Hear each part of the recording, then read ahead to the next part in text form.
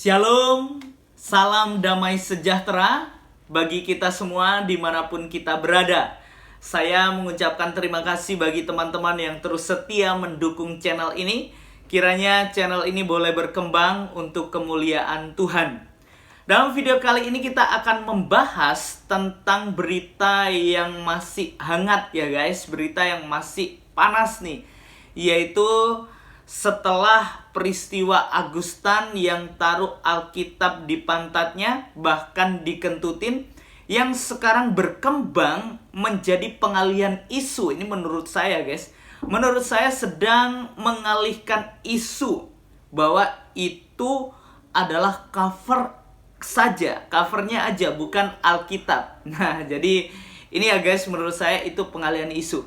Mari sebelum kita jauh membahas ini ke depan, kita simak dulu, mengingat kembali peristiwa Agustan yang sedang taruh Alkitab di pantatnya, yang sekarang videonya sudah dihapus. Kita perhatikan video ini. Oke, saya eksperimenkan saja saudara ya.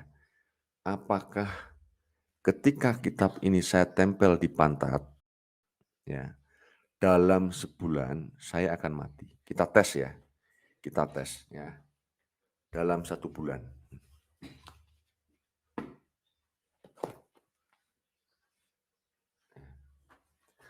Kita lihat, apakah dalam sebulan saya akan mati? Ya. Kita taruh lagi.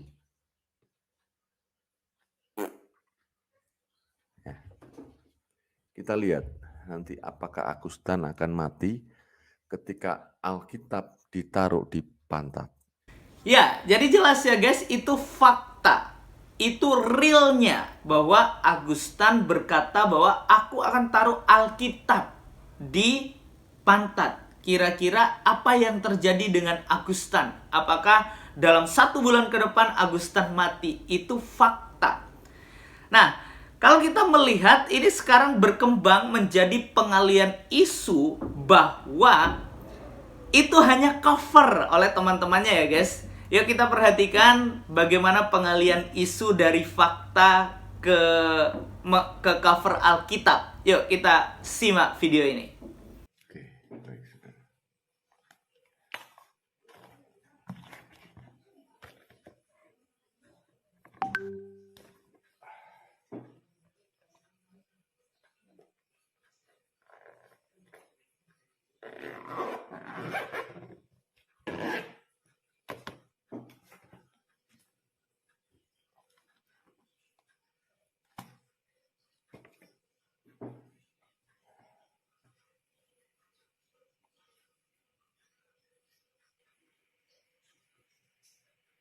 Itu Bible-nya mana Pak? Ada itu mah udah lama kepake itu. Itu ya.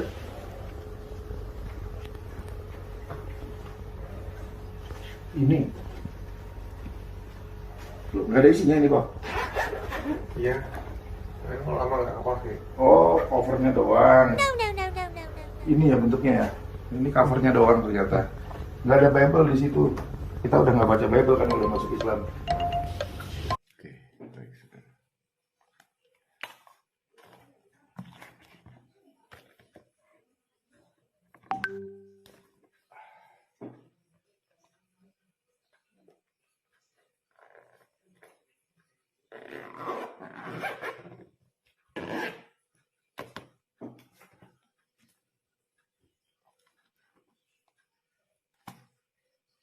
Ya, jadi jelas ya guys, melalui video ini kita dapat melihat sebenarnya bukan masalah persoalan cover atau gak ada Alkitabnya, bukan itu ya guys.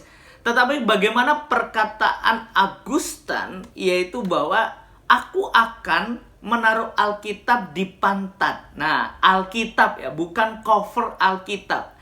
Jadi jelas ya guys, dari hal ini kita dapat melihat bahwa tahu Alkitab itu adalah kitab suci orang Kristen. Jadi jelas ya, ini sangat menyakiti hati orang Kristen ya. Saya jelas ini juga melanggar hukum tentunya, yaitu masuk ke dalam ranah penistaan agama. Jadi ketika kita melihat isu yang beredar saat ini dialihkan kepada pengalian isu bahwa itu hanya cover. Wah, ini timbul persoalan yang baru menurut saya, bahwa itu akan mengkaburkan bagaimana pernyataan dari Augustan ini sendiri. Nah, dari video itu sangat jelas ya guys, bahwa dikatakan ini hanya cover, tapi bukan Alkitab. Tapi yang jelas bahwa Augustan sendiri dia mengatakan bahwa Alkitab yang akan ditaruh di pantatnya. Nah, entah apa motivasinya, saya juga tidak tahu. Bisa jadi itu pengalian isu untuk lari dari hukum, mengkaburkan fakta yang sudah ada, atau motivasi-motivasi yang lain saya tidak mengerti. Hanya Tuhan dan antek-antek daripada Augustan ini yang mengerti apa motivasi mereka. Tapi yang jelas guys, saya teringat satu ayat dalam Amsal 28 ayat yang pertama. Alkitab mencatat orang fasik lari meskipun tidak ada yang mengejarnya, tetapi orang benar merasa aman seperti singa muda. Ini menarik menjadi perenungan kita, bahwa dikatakan orang fasik itu lari meskipun gak ada yang mengejarnya. Pertanyaannya, kenapa kira-kira kok lari meskipun gak ada orang yang mengejar? Ini yang sangat menarik. Kalau kita mau mengerti hal ini, kita harus tahu orang fasik itu siapa. Orang fasik itu adalah orang yang berbohong, orang yang penipu, orang yang penghujat, dan lain sebagainya. Itu masuk dalam kategori orang fasik. Nah, orang fasik nih lari meskipun gak ada yang mengejarnya.